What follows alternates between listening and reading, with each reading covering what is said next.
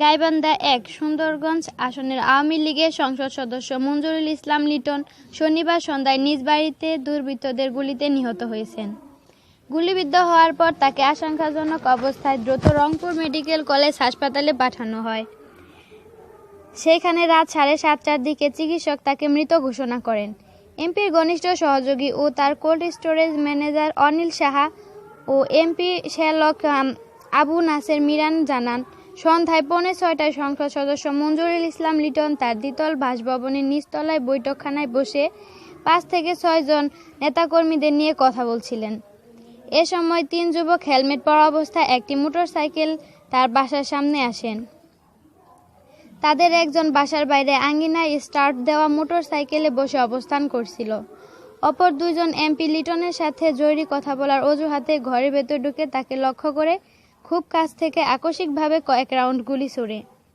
লিটন মাটিতে লুটিয়ে পড়তে অচেতন হয়ে যায়। এ সময় দুর্বৃত্তরা দ্রুত ঘর থেকে বেরিয়ে মোটরসাইকেলে চড়ে পালিয়ে যায়। হত্যার ঘটনাটি ঘটাতে মাত্র 3 মিনিট সময় নেয় ঘাতকরা।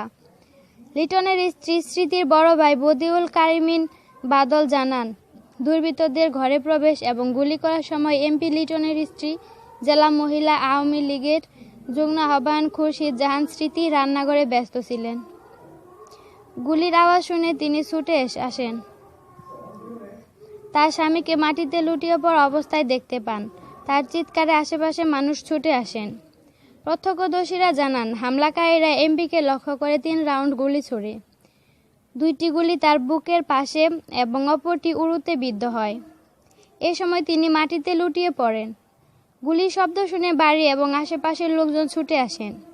তারা মোটরসাইকেল নিয়ে 3 জন যুবককে পালাতে দেখেন, কিন্তু তাদের হাতে রিভলভার থাকায় কেউ সামনে যেতে সাহস করেনি। তারা দ্রুত রাস্তার দিকে উঠে বামনডাঙ্গা নলডাঙ্গা সড়ক ধরে পালিয়ে যায়। স্থানীয়রা জানান, ওই সময় অন্ধকার থাকায় কাউকে চেনা যায়নি। এছাড়া এমপির বাড়িতে পৌঁছানোর পর থেকে হত্যাকাণ্ড চালিয়ে পালানোর সময় পর্যন্ত হামলাকারীরা মাথায় হেলমেট খোলেনি।